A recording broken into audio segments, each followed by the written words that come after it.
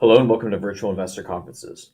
My name is Eric May, and on behalf of the OTC Markets, we're very pleased you have joined us for our next live presentation from Good Nature Products Inc. Before we introduce our speaker, a few points to note. Please submit your questions in the question box to the left of the slides. If you're interested in scheduling a meeting with Good Nature Products, please click on the Meetings tab found on the left navigation bar. You'll be able to view the company's availability and submit a meeting request. On a final note, all of today's presentations will be recorded and available for 24/7 replay. At this point, I am very pleased to welcome Paul Antoniadis, Chief Executive Officer of Good Nature Products Inc., which trades on the OTCQX Best Market under the symbol GDNPF and on the TSXV under the symbol GDNP. Welcome, Paul. Thank you, Eric. Good morning, everyone. It's a real pleasure to have this opportunity to share with you a good-natured strategy, business results. I'm going to start off by just highlighting some key investor considerations, just to set context for the listeners who are for the very first time learning about good-natured. And that'll kind of set the backdrop of the presentation. I should be done in about 15 minutes, and then we'll open up to answering your questions that you submit. First and foremost, we have a North Star at Good Natured. We use this to ensure that our owners, our board, and our operating team are fully aligned on the direction that we're taking the company and how we're deploying our owners' capital and the type of company we're building with our owners' capital. So our North Star is to become North America's leading earth-friendly product company. We're going to do that by creating a large assortment of plant-based products that consumers like yourself and business owners and operators can use our products as an alternative to the fossil fuel products or synthetic chemical products they're using every day to run their businesses, or they're using every day to enjoy their homes. And we build this product authority or one-stop shop for all your plant-based product needs by executing our growth strategy, which centers on half of our growth coming from our organic initiatives, where we target markets, we design the product, we manufacture the product, and we take the product direct. And then the second approach on our growth strategy in building this assortment is through acquisitions. And this collective assortment of plant-based products is addressing an unmet need in the market by making it easy and affordable for business and consumers to start to transition away from fossil fuel or synthetic chemical-based products. Now, just final context is we're disrupting a very large market. There's very strong tailwinds, despite the challenges geopolitically and economically or supply chain oriented over the last 2 years. This is a fast-growing market. If you look at the CPG, just in the U.S. alone, it's forecast to be over $400 billion. It's still very highly fragmented. No one's really owning this space. That's our ambition with our North Star. Our business model is working. Our strategy is working, and centered on half of our growth coming from acquisitions, half of our growth coming from organic. They're integrated. They're not independent of one another. And we have a very strong roadmap of products. We have over 400 products across 5 different business groups. And we have a good say-do ratio, 5-year CAGR of 100%. So we're basically doubling the company every year in revenues. We serve over 1,400 customers, and we clearly work really hard to layer different moats of defense and competitive advantage. Okay, I'm just going to touch on the market drivers very quickly because I mentioned them earlier on the investor consideration slides. First and foremost, packaging is a $1 trillion market.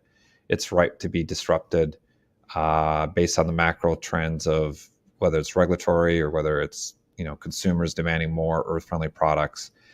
And through this economic challenges and COVID-19 challenges, and the baby boomers retiring, there's tremendous opportunity for us on the acquisition front, where we're targeting to acquire petroleum-based companies and then transition them to renewable, where we convert their products, we convert their customers, and then we cross-sell our existing assortment to their customer base. I want to highlight this because what we're seeing, if you look at the bottom of this chart, we have May 20, August 20, and then August 2021. And what we're seeing is a continuation that people are willing to pay a premium. And at Good Natured, we're very focused on making things easy and affordable. So our view is if the market is moving to pay a premium and we can continue to deliver a relentless pursuit of making our products affordable, we're going to unlock demand, or some folks reference as pull.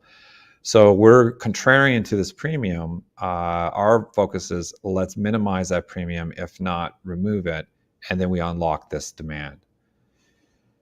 In our go-to-market strategy, we have three. It centers around choice. It starts with the material. We have products made out of fiber. We have products made out of bioplastics, which are like bio-PET.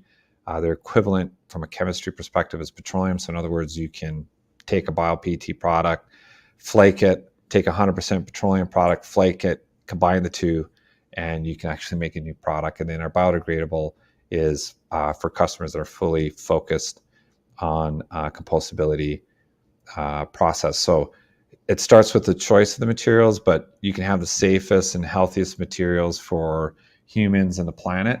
If the design isn't equal to or better than the petroleum product that we're displacing, they're not going to buy it. And frankly, they shouldn't buy it. And so we really concentrate on designing products that perform equally or better, not from the perspective of just the physical components of the product, the physical characteristics of products, but also how can we improve their business? So in other words, can we design a package where they can put more on the retail shelf space to optimize peak times in the stores? Or can we design a package that is, you can put more in a case and more on a pallet and more on a truck going out to the stores, so we can optimize your logistic costs during this inflationary period. So we really concentrate on helping our customers improve their business results. That makes it easy for them to make the change. And guess what? It's good for people and it's good for the planet.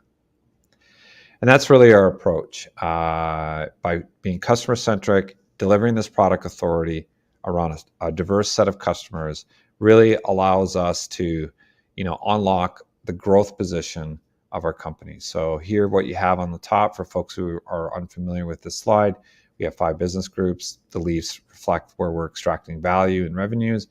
And then we have our customer segment running on the vertical, which we have our national accounts, which is this large, such as the large U.S. food producer that we announced several months ago. It's up to $13 million US a year. And then we serve your local favorite coffee shop with small business. And we also sell our products direct through e-com and in stores with our general merchandise products. Operationally, you can see we've really scaled the business over the last 2 years. I will highlight first the hearts are our regional offices, which are the ones in Toronto to the right of the screen, and the one in Chicago. That's our offices are located in our facilities, which we classify as in-source. We operate close to 150,000 square feet, processing over 60 million pounds of materials. So we have a good growing footprint, which we extended this year down into the Texas market with the acquisition of Formtex Plastic. Then we also leverage our outsource relationships, right? So as we're scaling the business and doubling it every year, to have that capacity available, we have a great range of partners we work with to capture the demand in the market. And you can see there's our distribution network in the pink icons. I also want to highlight that from our 1,400 customers, we pretty much ship to every single state in the U.S. and almost all the provinces in Canada. That includes Hawaii and Alaska. So talk a little bit about our financials. As you can see, if you go back to FY20, which was the start of the COVID-19 pandemic, we're doing just slightly over $10 million. So over the last 2 years, we've grown tenfold. Our TTMs are just under $100 million. Year to date represents through third quarter, so we've already surpassed last year's revenue as of the end of the third quarter. And you can see that the model that I highlighted, which I'm happy to meet with anyone who wants to kind of dig into that model that had all the different, I'll just kind of showcase. It's this this prior section here.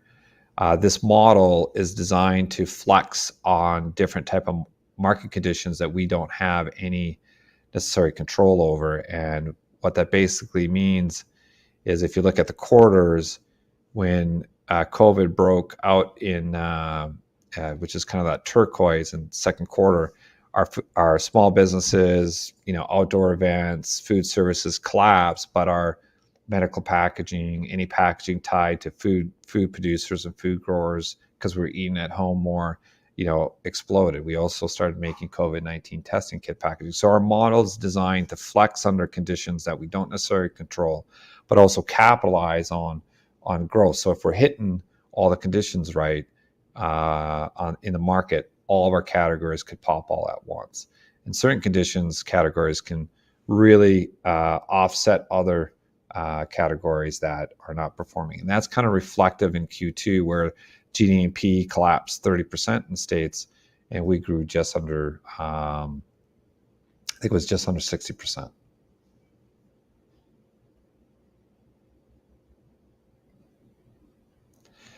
Through the last challenging couple of years, you can see even though it's been a continuously changing environment, the team, and our partners, which I'm proud of all of them, not only did they execute on growing our business tenfold, right, from $10 million to TTMing $100 million, but we've improved our productivity by delivering, 4 straight quarters of positive adjusted EBITDA. Now, there's still tons of room to improve in this space, and it's a real focus of ours. And it kind of reminds me a little bit of 2019, where you could see our revenues quarter over quarter kind of have leveled out. Now we're optimizing what we've just scaled and positioning ourselves for the next significant growth that we are planning for. This slide highlights just the acquisitions over the last 2 years, with the most recent one completed down in Houston, Texas with FormTex. We really are focusing on increasing our packaging revenue mix contribution to our overall revenue. So the first 2 acquisitions of IPF and X-Tech were really centered on industrial roll stock. This is the film that we use to produce packaging. We sell that to third parties also, and now we're in a position where we can take those investments and start to really capitalize on our revenue growth in the packaging space, which clearly was represented in Q3, where it played, I think we set a record for that quarter of doing just over $10 million in packaging alone.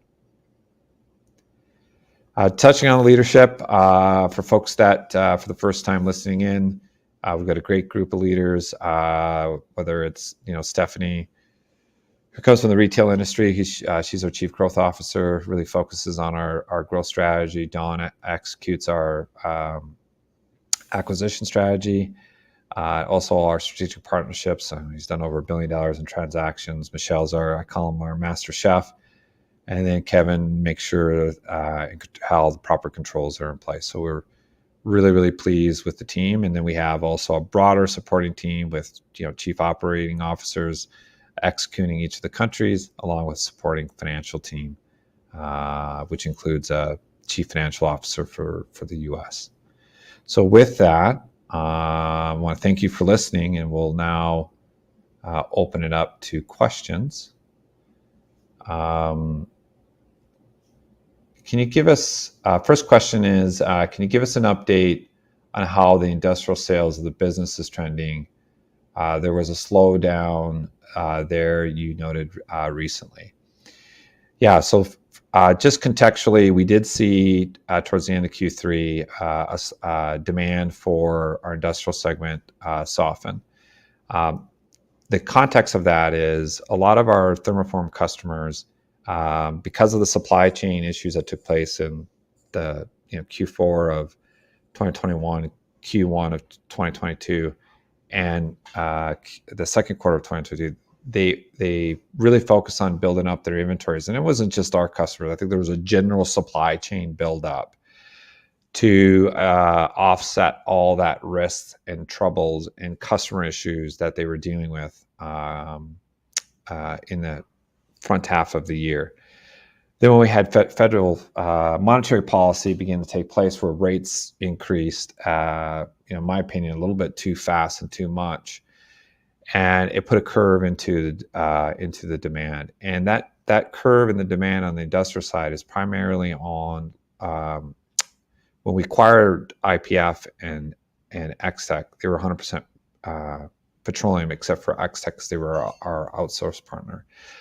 So as we've communicated, that conversion of those over to plant-based materials has taken a little bit longer because of the supply chain disruption. So what we're seeing, the softness is really on the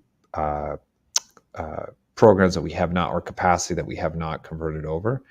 And so the opposite side is on our renewable business, particularly tied to staple products like food. It's been quite resilient. So although there's that softening, we're actually, have some confidence through that demand, that resiliency in food packaging and renewable products, that, we can convert that capacity into our renewable segment, which is pretty much what we did in Q3, right? We had a larger portion of our capacity being used to support our packaging growth, which in Q3 was 200%. So if you compare our packaging growth to our overall business growth, our renewable packaging business, which is 100% plant-based, except for the FormTex acquisition, which took place in July, because we're just now in the early stages of converting that, was all plant-based. So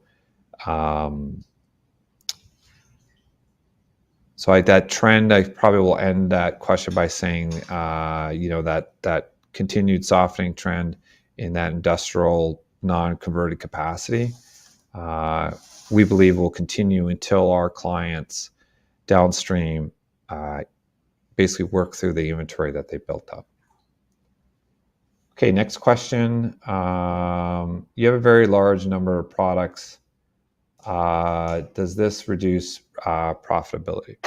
The answer is no. It's kind of like if you walk into, not sure where that geography question is, so we'll use a couple different retailers. If you walk into a Walmart store, or you walk into a Loblaws, or you walk into a Wegmans, or you walk into H-E-B, they got a lot of products, and they're exceptionally profitable. And I come from a retail background, so our model actually becomes more profitable with a higher count of customers, diverse customers, and a higher count of product mix.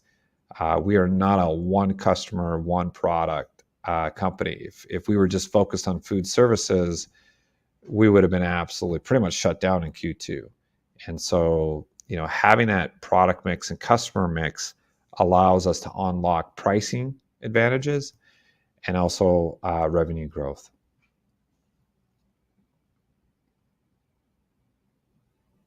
Okay. Next question.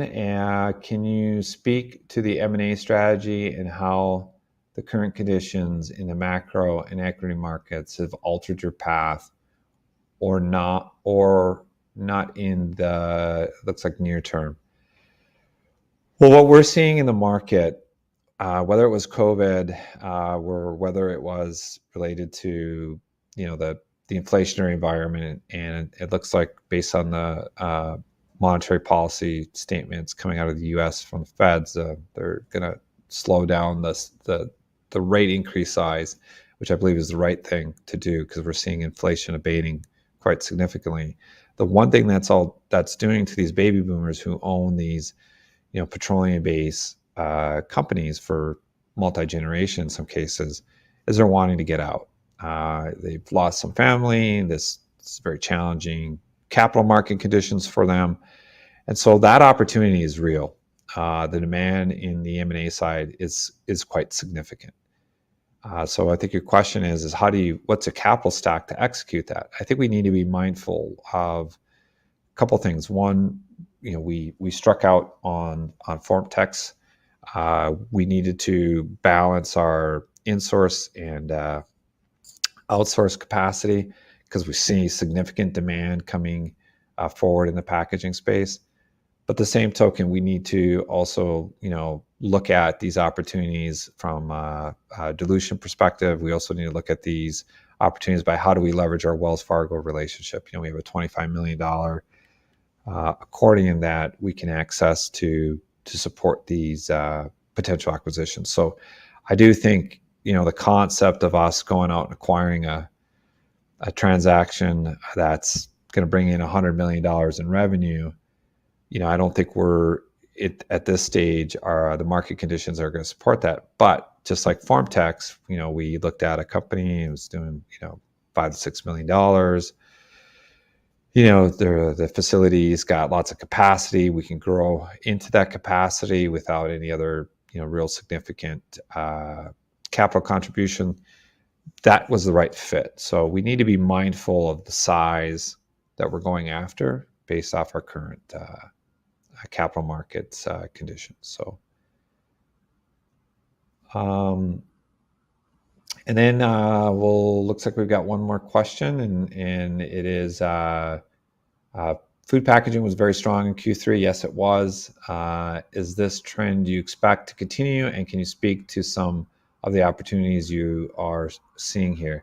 Yeah, we see this trend continuing. We made strategic investments in the industrial side to support this packaging growth. That strategy is starting to unlock. You saw that in Q3.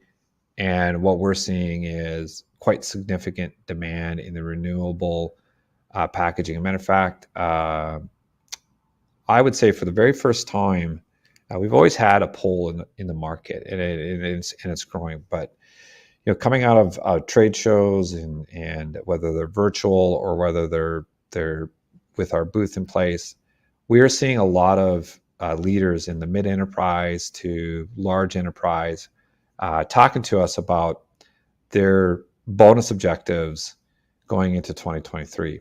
And I was really pleased to hear that these objectives that they're being set by their organizations are related to converting a portion of their supply chain to products that are safer for the planet and the customers that they're serving.